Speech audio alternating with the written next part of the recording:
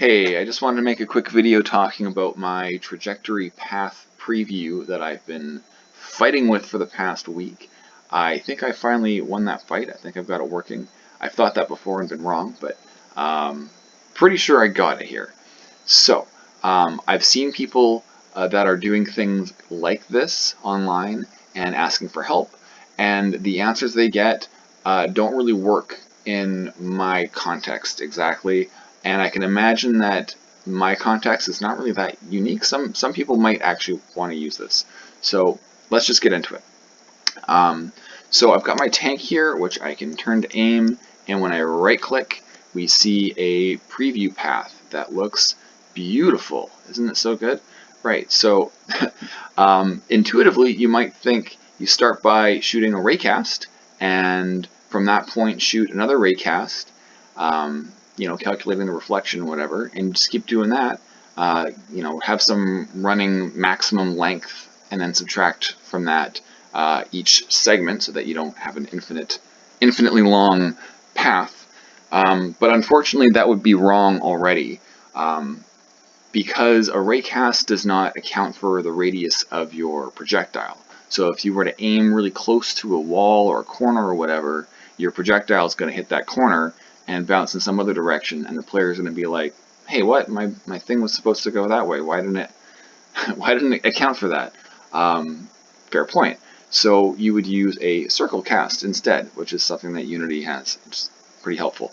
But that's not the end of it, unfortunately, because the circleCast, it will predict a path that does not necessarily line up with the path that a physics, or like a rigid body, will actually follow, because the way that the physics engine works is that it has to overlap with an object, and I don't even know how it all works, but there's some magic that happens behind the scenes that causes it to not necessarily follow that exact path.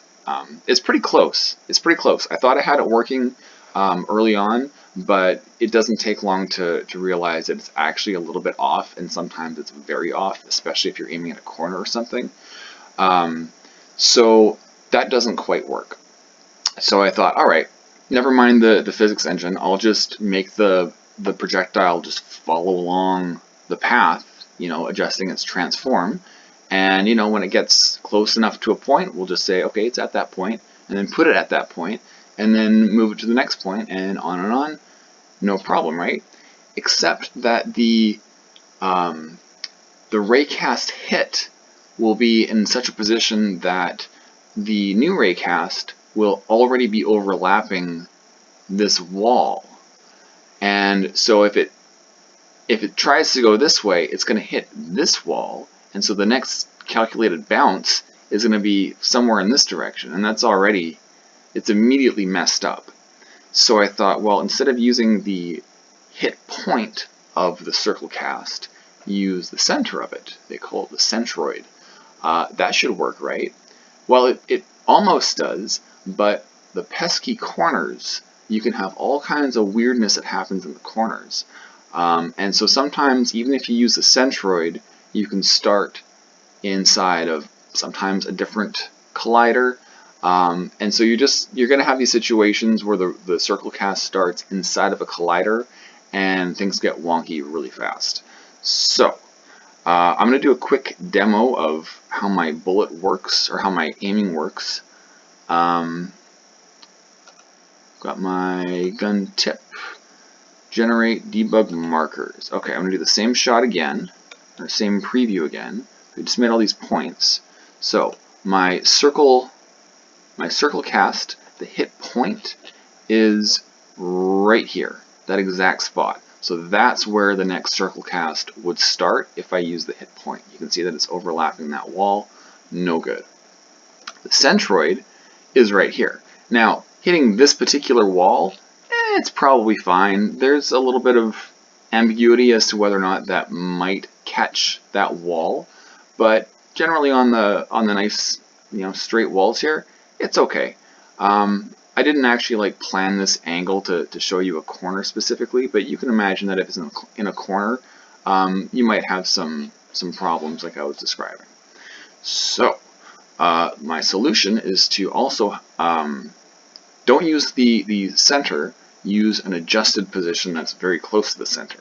And all that is it starts from the center point and it does overlap circle checks in very small increments backwards towards the direction where the shot came from. So we know that eventually there should be a clear space there. And if it detects any kind of obstruction, like on the layer mask that you give it, it just keeps going, and until it finds a spot that is totally vacant and safe to circleCast from. And as soon as you find that, that's your spot.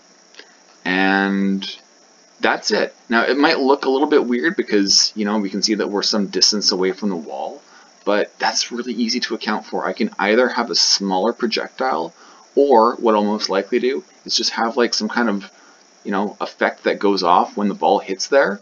So it's not going to look like it's hitting the space. And actually, you know what, the ball itself, even though the projectile looks weird, the ball is going to hit that spot. So it's going to look fine. But even though the preview looks weird, you can cover that up by just having like a little, you know, a starburst kind of thing to show like, oh, there's a hit there, there's a hit there, and it'll look great. So I hope that was helpful to somebody. Bye-bye.